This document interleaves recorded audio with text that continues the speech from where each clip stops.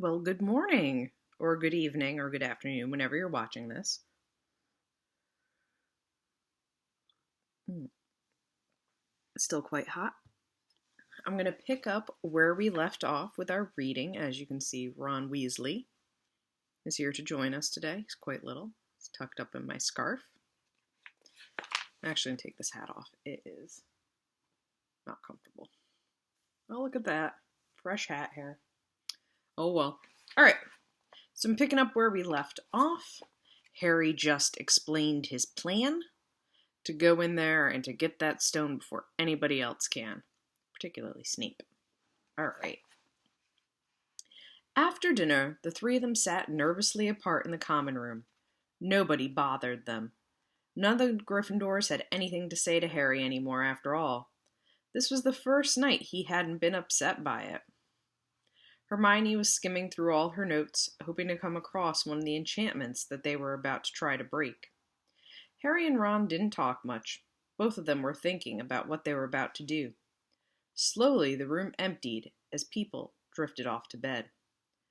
"Better get the cloak," Ron muttered as Lee Jordan finally left, stretching and yawning. Harry ran upstairs to their dark dormitory. He pulled out the cloak, and then his eyes fell on the flute Hagrid had given him for Christmas. He pocketed it to use on Fluffy. He didn't feel much like singing, because remember, what is Fluffy weak to? Or what is his weakness? That would have been a better way to put that. Right. Music puts him to sleep. He ran back down to the common room. "We'd better put the cloak on here and make sure it covers all three of us. If Filch spots one of our feet wandering along on its own." "What are you doing?" said a voice from the corner of the room. Neville appeared from behind an armchair, clutching Trevor the Toad, who looked as though he'd been making another bid for freedom. Nothing, Neville, nothing," said Harry, hurriedly putting the cloak behind his back. Neville stared at their guilty faces. "You're going out again," he said. No, said Hermione. "No, we're not. Why don't you go to bed, Neville?" Harry looked at the grandfather clock by the door. They couldn't afford to waste any more time. Snape might even now be playing Fluffy to sleep. "You can't go out," said Neville. "You'll be caught again. Gryffindor will be in even more trouble." "You don't understand," said Harry. "This is important." But Neville was clearly steeling himself to do something desperate. "I won't let you do it," he said, hurrying to stand in front of the portrait hole. I'll fight you." "Neville!" Ron exploded. "Get away from that hole and don't be an idiot." "Don't you call me an idiot," said Neville. "I don't think you should be breaking any more rules, and you were the one who told me to stand up to people." "Yes, but not to us," said Ron in exasperation. "Neville, you don't know what you're doing." He took a step forward, and Neville dropped Trevor the Toad, who leapt out of sight. "Go on, then.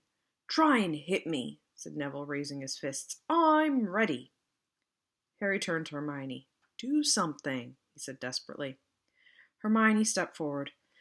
"Neville," she said, "I'm really, really sorry about this." She raised her wand. "Petrificus totalis!" she cried, pointing at Neville. Neville's arms snapped to his sides. His legs sprang together. His whole body rigid, he swayed where he stood and then fell flat on his face, stiff as a board. Hermione ran to turn him over. Neville's jaws were jammed together so he couldn't speak. Only his eyes were moving, looking at them in horror. All right, so take a look at your question packet. We're on the page that we left off on with our questions, page 59. Do you think Neville is a good friend, and why?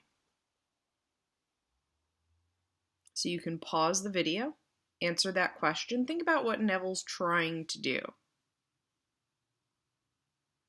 Okay.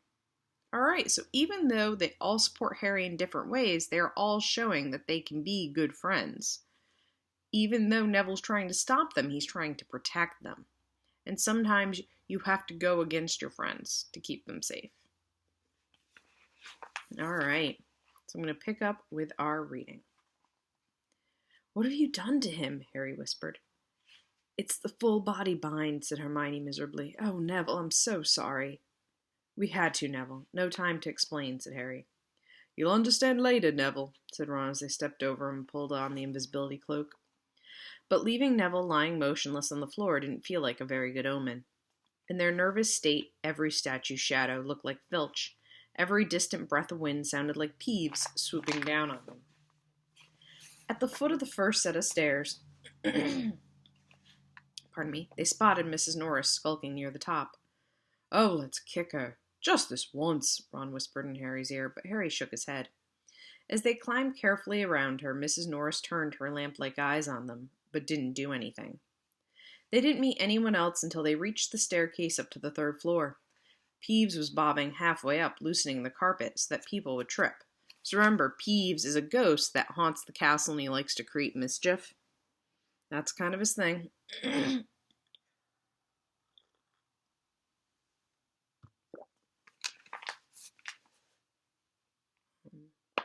Where'd I leave off? "Who's there?" he said suddenly as they climbed towards him. He narrowed his wicked black eyes. "Know you're there, even if I can't see you. Are you ghouly or ghosty or wee student beastie?" He rose up in the air and floated there, squinting at them. "Should call Filch, I should, if something's a-creeping around unseen." Harry had a sudden idea. "Peeves," he said in a hoarse whisper, "the Bloody Baron has his own reasons for being invisible." Peeves almost fell out of the air in shock. He caught himself in time and hovered about a foot off the stairs. So sorry, your bloodiness, Mr. Baron, sir," he said greasily. My mistake. I didn't see you. Of course I didn't. You're invisible. Forget old Peevesy's little joke, sir." "I've business here, Peeves," croaked Harry. "Stay away from this place tonight." I will, I most certainly will," said Peeves, rising up in the air again. "Hope your business goes well, Baron. I'll not bother you." And he scooted off. So how did Harry trick Peeves? That's the next question in your packet. Who did he pretend to be?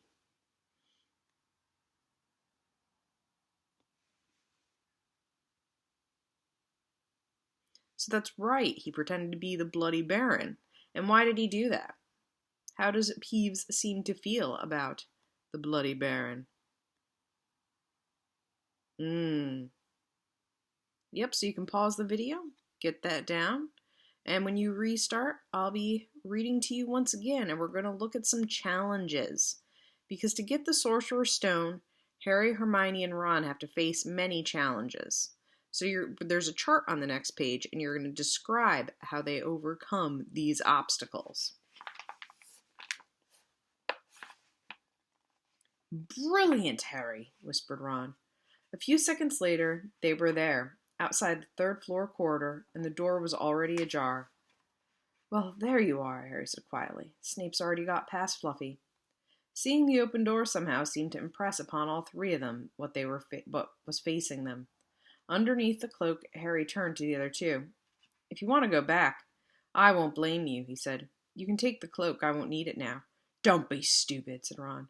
"We're coming," said Hermione. Harry pushed the door open. As the door creaked, low, rumbling growls met their ears. All three of the dogs' noses sniffed madly in their direction, even though it couldn't see them. "What's that at its feet?" Hermione whispered. "Looks like a hop," said Ron. "Snape must have left it there." "It must wake up the moment you stop playing," said Harry. "Well, here goes." He put Hagrid's flute to his lips and blew. It wasn't really a tune, but from the first note the beast's eyes began to droop. Harry hardly drew breath. Slowly the dog's growls ceased. It tottered on its paws and fell to its knees. Then it slumped to the ground, fast asleep. "Keep playing," Ron warned Harry as they slipped out of the cloak and crept toward the trapdoor. They could feel the dog's hot, smelly breath as they approached the giant heads. "I think we'll be able to pull the door open," said Ron, peering over the dog's back. "Want to go first, Hermione?" "No, I don't." "All right." Ron gritted his teeth and stepped carefully over the dog's legs. He bent and pulled the ring of the trap door, which swung up and open. "What can you see?" Hermione asked anxiously. "Nothing, just black. There's no way of climbing down. We'll just have to drop."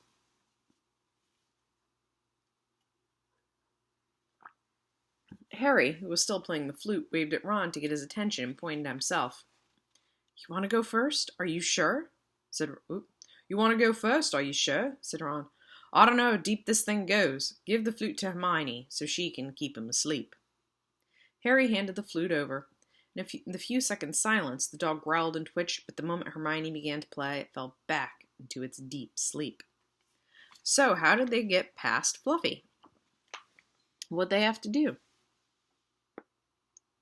That's right, they did have to do that. So why don't you guys get that down, pause the video. We're in no rush. When you come back, I will be reading to you once again.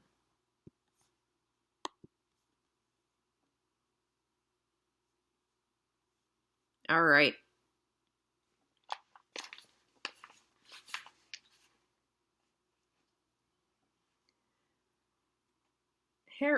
We did that part too. Harry climbed over and looked down through the trap door. There was no sign of the bottom. He lowered himself through the hole until he was hanging on by his fingertips. Then he looked up at Ron and said, "If anything happens to me, don't follow. Go straight to the owlery and send Hedwig to Dumbledore, right?" "Right," said Ron. "See you in a minute, I hope." And Harry let go. Cold, damp air rushed past him as he fell down, down, down, and flump. With a funny, muffled sort of thump, he landed on something soft. He sat up and felt around, his eyes not used to the gloom. It felt as though he was sitting on some sort of plant. "It's okay," he called up as the light the size of a postage stamp, which was the open trapdoor. "It's a soft landing. You can jump." Ron followed right away. He landed, sprawled next to Harry. "What's this stuff?" were his first words. "Dunno. Some sort of plant thing. I suppose it's here to break the fall. Come on, Hermione." The distant music stopped. There was a loud bark from the dog, but Hermione had already jumped. She landed on Harry's other side. "We must be miles under the school," she said. "Lucky this plant thing's here, really," said Ron. "Lucky?" shrieked Hermione. "Look at you both!" She leapt up and struggled toward a damp wall. She had to struggle because the moment she had landed, the plant had started to twist, snake-like tendrils around her ankles. As for Harry and Ron, their legs had already been bound tightly in long creepers without their noticing. So this plant is wrapping them up. So whose trap do you think this is? That's right. Professor Sprout. She's the herbology teacher, so she teaches them a lot about plants. Hermione had managed to free herself before the plant got a firm grip on her. Now she watched in horror as the two boys fought to pull the plant off them. But the more they strained against it, the tighter and faster the plant wound around them. "Stop moving," Hermione ordered them. "I know what this is. It's Devil's Snare." "Oh, I'm so glad we know what it's called. That's a great help," snarled Ron, leaning back, trying to stop the plant from curling around his neck. "Shut up, I'm trying to remember how to kill it," said Hermione. "Well, hurry up, I can't breathe," Harry gasped, wrestling with it as it curled around his chest. Devil's Snare, Devil's Snare. What did Professor Sprout say? It likes the dark and the damp. "So light a fire," choked Harry. "Yes, of course, but there's no wood," Hermione cried, wringing her hands. "Have you gone mad?" Ron bellowed. "Are you a witch or not?" "Oh, right," said Hermione, and she whipped out her wand, waved it, muttered something, and sent a jet of the same bluebell flame she had used on Snape at the plant. In a matter of seconds, the two boys felt it loosening its grip as it cringed away from the light and warmth. Wriggling and flailing, it unraveled itself from their bodies, and they were able to pull free.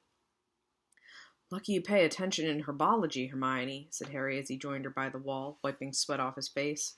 "Yeah," said Ron, "and lucky Harry doesn't lose his head in a crisis. There's no wood. Honestly." "This way," said Harry, pointing down a stone passageway, which was the only way forward. So how did they beat the Devil's Snare? How did Hermione do it?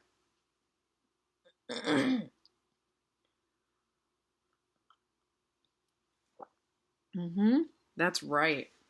So write that down, pause the video, take your time. I'll still be here when you unpause it, reading to you.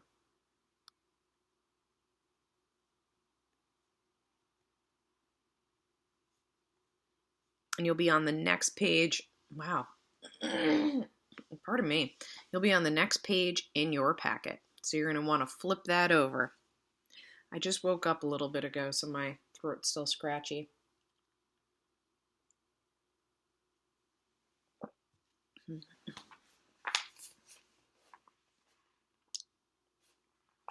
All right. "Can you hear something?" Ron whispered. Harry listened. A soft rustling and clinking seemed to be coming from up ahead. Do you think it's a ghost? I don't know. Sounds like wings to me. There's light ahead. I can see something moving. They reached the end of the passageway and saw before them a brilliantly lit chamber, its ceiling arching high above them. It was full of small, jewel-bright birds, fluttering and tumbling all around the room. On the opposite side of the chamber was a heavy wooden door. Do you think they'll attack us if we cross the room? Said Ron. Probably, said Harry. They don't look very vicious, but I suppose if they all swoop down at once. Well, there's no other choice. I'll run. He took a deep breath, covered his face with his arms, and sprinted across the room. He expected to feel sharp beaks and claws tearing at him any second, but nothing happened. He reached the door untouched. He pulled the handle, but it was locked. The other two followed him. They tugged and heaved at the door, but it wouldn't budge. Not even when Hermione tried her Alohomora charm. Now what? Said Ron. These birds, they can't just be here for decoration, said Hermione. They watched the birds soaring overhead, glittering. Glittering?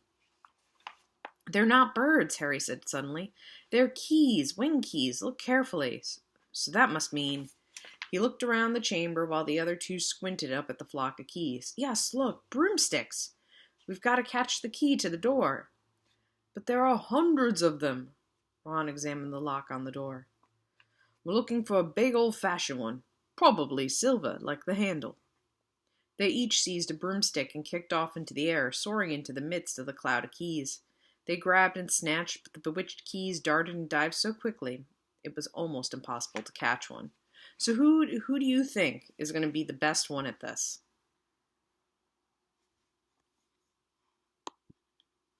That is a good guess. Yeah, Harry's been really good on the Quidditch team, so he'll probably be good at this too. Sorry, Ron. All right. Not for nothing, though. Harry was the youngest Seeker in a century. He had a knack for spotting things other people didn't. After minutes weaving about through the whirl of rainbow feathers, he noticed a large silver key that had a bent wing, as if it had already been caught and stuffed roughly into the keyhole. That one, he called to the others. That big one, there. No, there, with bright blue wings. The feathers are all crumpled on one side. Ron went speeding in the direction that Harry was pointing, crashing into the ceiling and nearly fell off his broom. We've got to close in on it, Harry called, not taking his eyes off the key with the damaged wing. Ron, you come at it from above. Hermione, stay below and stop it from going down, and I'll try to catch it right now. Ron dived. Hermione rocketed upward. The key dodged them both, and Harry streaked after it. It sped toward the wall. Harry leaned forward, and with a nasty crunching noise, pinned it against the stone with one hand. Ron and Hermione's cheers echoed around the high chamber. They landed quickly, and Harry ran to the door, the key struggling in his hand. He rammed it into the lock and turned. It worked. The moment the lock had clicked open, the key took flight again, looking very battered now that it had been caught twice. Ready? Harry asked the other two, his hand on the door handle. They nodded. He pulled the door open. All right, so that's where we're going to pause today, and we'll find out what's going to happen in the next room. What puzzle are they going to have to solve to get through? All right, so here's where I leave you for day 2 of reading. We'll pick up again with day 3. I hope you guys are safe and happy and taking care of one another. All right, I miss you.